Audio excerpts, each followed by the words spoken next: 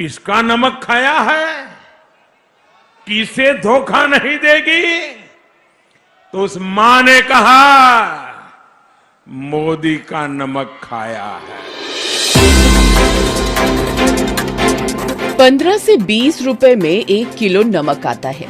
देश के गरीब लोगों को 1 किलो नमक मुफ्त देकर आज यूपी चुनाव में मोदी जी इस नमक का हिसाब मांग रहे हैं।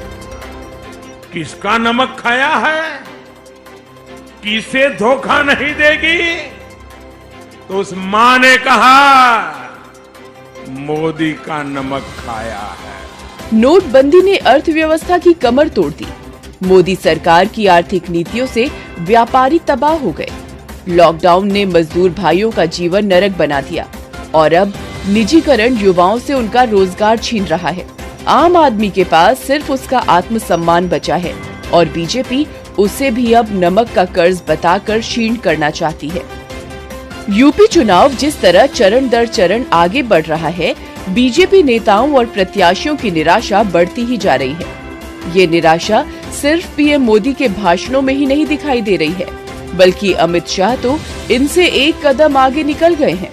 मोदी जी 24 घंटा सोते हैं कि देश के गरीबों का कल्याण। मोदी जी 24 घंटा सोते हैं कि देश के गरीबों का कल्याण। अब तो आप समझ ही गए होंगे कि जनता का मूड इस चुनाव में क्या है। इसीलिए बीजेपी प्रत्याशी तो अब जनता को बीजेपी को वोट देने के लिए धमकाने पर उतर गए हैं। हिंदू अगर दूसरे तरफ जाता है तो उसको सड़क पर मुंह दिखाने लायक नहीं रखना चाहिए। अच्छा बताओ, ये गाँव क्या जयचंद है, क्या क्यों है? तेरी नाम नोट करके हमें बताया तो उनके खुलवा टेस्ट कराए तू ओरिजिनल हिंदू हो कि तुम मियाँ का? वो गद्दार है, वो जयचंद की औलाद है, वो अपने बाप की औलाद है। 4 चरणों की वोटिंग के बाद अब नेताओं को समझ में आ गया है कि जनता क्या चाहती है। इसीलिए समाजवादी पार्टी के नेताओं और कार्यकर्ताओं का जोश हाई है। सपा मुखिया अखिलेश यादव जहां भी जा रहे हैं, जनता उनका खुले दिल से स्वागत कर रही है।